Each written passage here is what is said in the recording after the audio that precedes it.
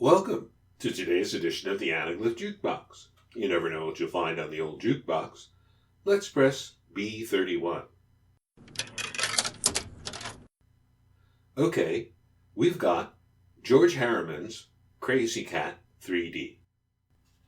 3D conversions by the late, great Ray Zone. The jukebox has been crazy about Krazy Kat for 50 years. The original strip began on October 28, 1913, and the last Sunday page was printed on June 25, 1944. It was a unique cartoon that endlessly explored an eternal triangle between a poetic cat, Krazy, gender fluid before that was a thing, a dog and symbol of law and order, Officer Pup, and a brick-throwing, wisecracking anarchist mouse, Ignatz. Throughout its life, Krazy Kat enjoyed the unqualified support of the New York Evening Journal, where it first appeared, and of its publisher, Charles Foster Kane, who was so memorably portrayed in the film version by William Randolph Hearst. Few American comic strip continuities are as highly regarded as George Herriman's 31-year run on Krazy Kat. Fans included E. Cummings, Picasso, Willem de Kooning, H.L. Mencken, President Woodrow Wilson, and Jack Kerouac. We're lucky to have a definitive bio, too. Krazy, George Herriman, A Life in Black and White by Michael Tesserand, a book with the Jukebox's highest recommendation. The subtitle refers, of course, to his pen and ink life's work, but also to his mixed racial heritage. Herriman, a New Orleans Creole passing for white in the very white, male-dominated field of journalism, was said to wear a hat inside the office to cover up his kinky hair. By ever-changing federal law, the Herriman family was variously classified as Negro, colored, or mulatto.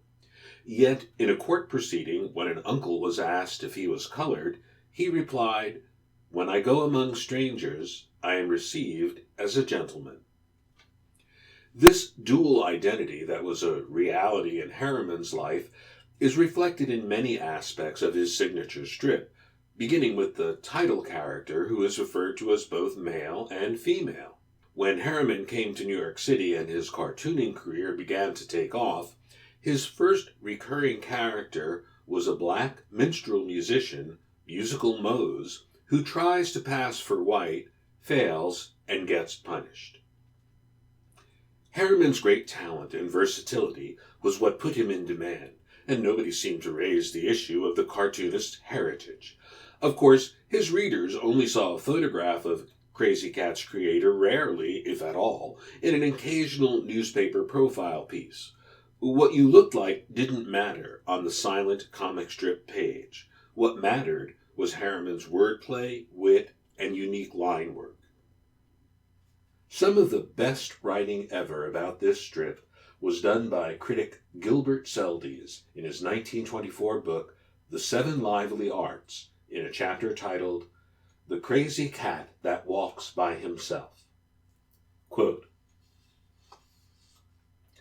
Krazy Kat, the daily comic strip of George Herriman, is, to me, the most amusing and fantastic and satisfactory work of art produced in America today.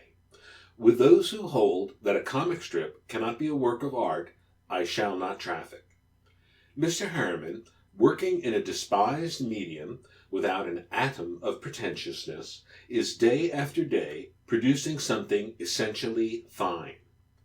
John Alden Carpenter has pointed out in the brilliant little foreword to his ballet that Krazy Kat is a combination of Parsifal and Don Quixote, the perfect fool and the perfect knight. Ignatz is Sancho Panza, and I should say Lucifer. He loathes the sentimental excursions, the philosophic ramblings of Krazy. He interrupts with a well-directed brick the romantic excesses of his companion.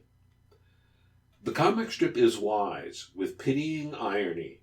It has delicacy, sensitiveness, and an unearthly beauty.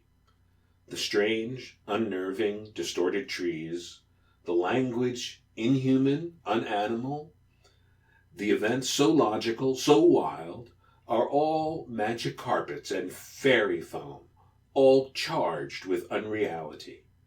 And through them wanders Krazy, the most tender and the most foolish of creatures, a gentle monster of our new mythology.